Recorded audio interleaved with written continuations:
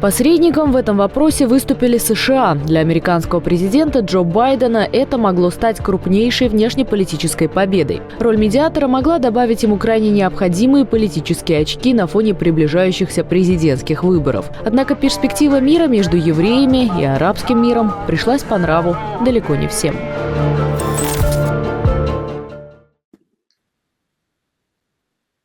Shared land. So this doc really highlights the issues in the Hamas-Israeli conflict and the shared land that has caused this war that's ongoing.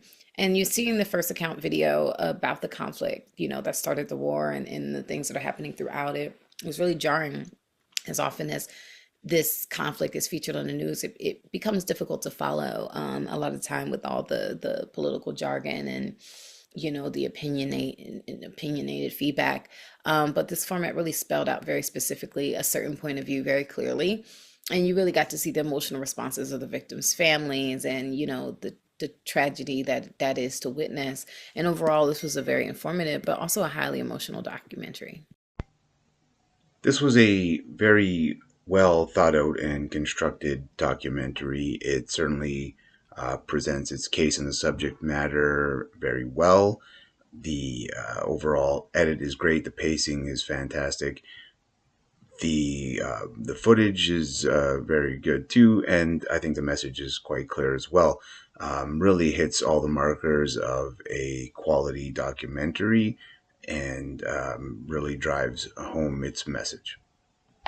Shared land. I thought this was really good. I think that it's really hard when you're talking about something that has so much history behind it, that has when you're trying to learn about something as polarizing as a war and you're not from that part of the world and you don't understand the culture, you don't understand the history because you're not from there. Like there's a difference between you can learn it from a book, but even that has its own bias. And living in that location and, having a deeper understanding of the history and the culture and the tension and the friction and all of those things. So it can be really hard to learn about something like this.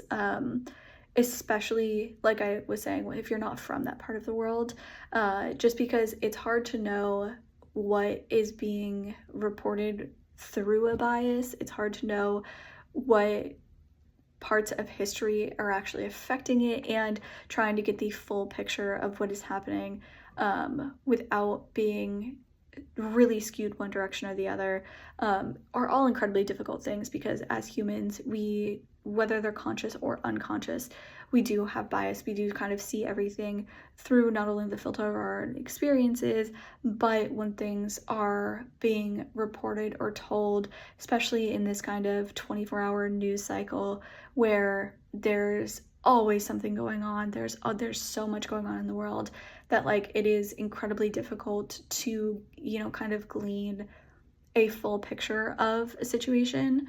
But I thought that this film did a really good job of explaining what the kind of initial points were of what kind of sparked the war, and then kind of working backwards from there of now let's try and look at how we kind of got to this place and going through and the history and the politics of both countries and what other people what other viewpoints were from kind of within the countries themselves of, do you agree with the current situation? Do you agree with the current leadership? Do you things like that.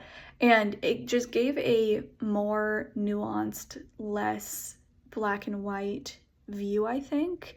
And I think that if you make the point to try and learn as much about a situation as you can, look at it from both perspectives, look at it for what it truly is altogether, which does include the history, which does include the, pressure points, which does include the current political structure or political power versus, what was in the past. Like, if you're trying to, gain a full picture, it's never going to be black. Well, I won't say never. It is very, very, very, very rarely going to be black and white because it is going to have all these other factors included in it. And I thought that this film did a very good job of trying to deliver a fuller picture than I think a lot of people would get just from media, just from the news.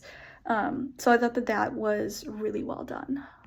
Um, what I liked about Shared Land, it gave a fresh perspective that I haven't heard before. It's, as an American with the outsider's viewpoint, we get very limited um like knowledge and perspective. So what I appreciated about Shared Land is like the on the ground, like in the thick of it, perspective on it. Like because you hear, oh, shellings and bombs and it's terrorist attacks, and like that's sounds terrible and unfortunate, but it's different when you can see it in like a visceral on the ground way. And that's what I appreciated about uh Shared Land, is that it was like take you there, like, and you're there, like in a way that's like different from like CNN or just like watching the news.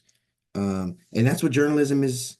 That's great journalism, So I think this documentary is a great tool um with great journalism in it. I think it's also great filmmaking, like that those B-roll shots were, and like I said, what I liked about them as they were also aesthetically pleasing and well shot and great cinematography, but they, in addition to that, they were like on the ground. So to get that type of like great shots in the middle of a war is crazy and impressive. So that's what I really liked about Shit. So great job.